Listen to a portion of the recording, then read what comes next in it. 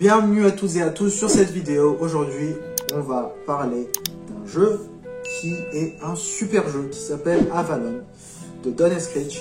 Un jeu de 5 à 10 joueurs pour des parties de 30 minutes. Ça peut durer un peu moins, ça peut durer un peu plus si on parle.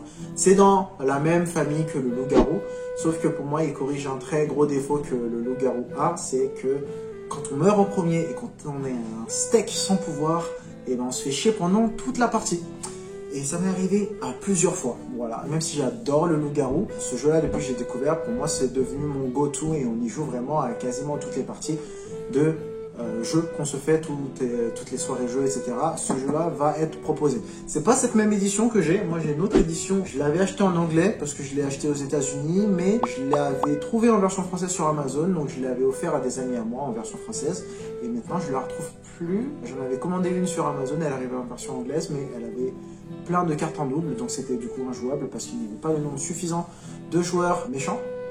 C'était de la merde. Donc du coup, je vais me faire rembourser. Bref, c'est pas cette version-là à laquelle je joue. Là, il y a un petit peu moins de pouvoir que dans la version dont j'ai l'habitude, mais ça reste quand même un très très bon jeu si on y joue simplement. Et il y a également d'autres variantes, il y en a deux. Lancelot et Excalibur, donc si on les lit, ça peut quand même changer pas mal de choses dans les games, c'est quand même pas mal, mais là je vais vous parler juste de la base pour que vous puissiez y jouer, et ensuite si vous voulez regarder les variantes, etc., vous pourrez le faire, c'est un tout petit peu plus compliqué, donc apprenez déjà le jeu de base et éclatez-vous avec. Alors comment est-ce que ça fonctionne? C'est un jeu de 5 à 10 joueurs, moi j'ai pris un plateau de 7 joueurs parce qu'il y a quelque chose de spécifique à partir de 7 joueurs, comme ça je peux l'expliquer et ne pas l'oublier. Chacun va avoir son rôle secret, on distribuera des cartes, donc vous aurez dans une partie à 7 joueurs 4 personnes fidèles au roi Arthur, hein, des vassaux du roi Arthur, et 3 sbires de Mordred, dont un assassin, qui a la possibilité de tuer Merlin, hein, qui a la possibilité de connaître l'identité des méchants. Comment fera-t-il ça, me direz-vous? Je vais vous expliquer, c'est très simple. Les rôles sont distribués, tout le monde regarde son rôle, et maintenant tout le monde va fermer les yeux et poser le poing sur la table. Poser son coude pour pouvoir tendre son poing et que ce soit visible de tous. Okay? Les yeux fermés et le poing sur la table. On va demander aux sbires de Mordred d'ouvrir les yeux pour qu'ils puissent se reconnaître. On laisse un peu de temps aux sbires de Mordred pour qu'ils puissent se reconnaître. Ils vont maintenant fermer les yeux et tendre leur pouce.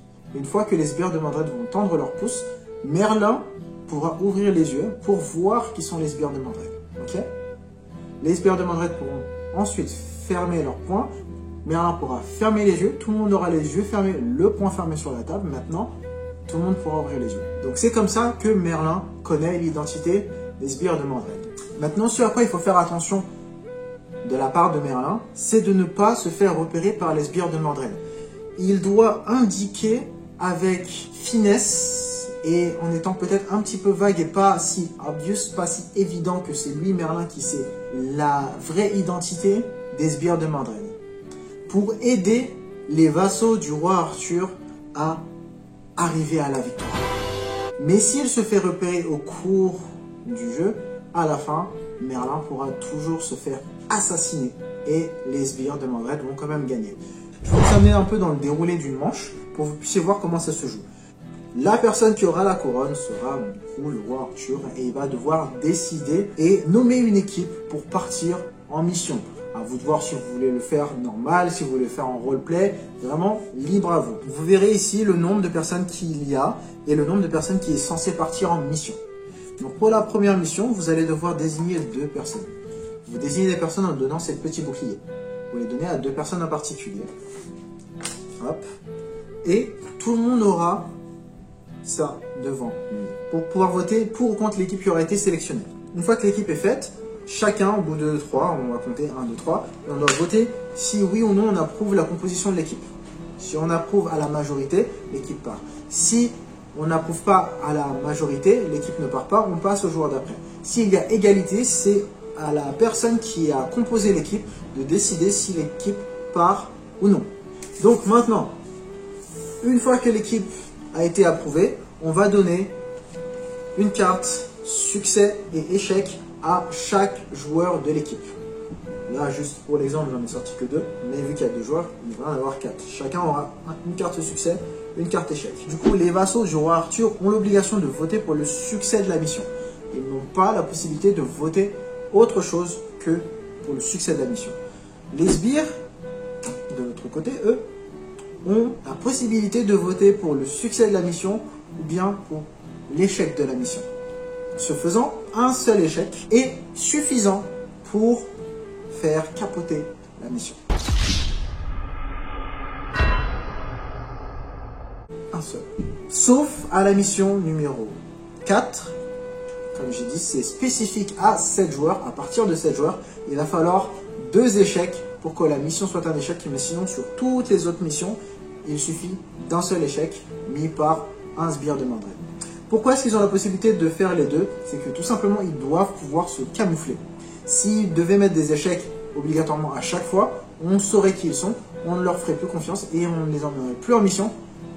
Et du coup, voilà, ce serait très compliqué pour eux de gagner. Sauf si l'assassin a deviné plus ou moins qui était Merlin. Et vous allez faire ça, imaginons les 2 personnes qui sont parties en mission ont choisi succès, la mission est un succès. S'il y avait eu un succès, un échec, la mission aurait été un échec, comme je dis. Et vous faites ça, mission 1, mission 2, mission 3. La première équipe qui arrive à 3 remporte le jeu. Soit ça, soit ça. Ok? Si les sbires de Mordred gagnent la partie, alors c'est fini. Les sbires ont gagné.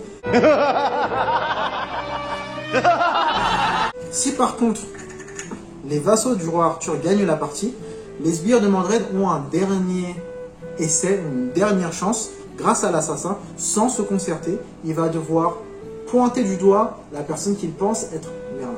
S'il a raison, alors Merlin est assassiné et les sbires de Mordred remportent la partie. Autrement, si la personne désignée n'est pas Merlin, alors les sbires ont perdu et les agents du bien ont gagné. Voilà. Le jeu est assez simple. Le jeu provoque beaucoup de discussions. Et c'est le but. Beaucoup de trahison. C'est le but. Beaucoup d'amitié brisée. Friendship over!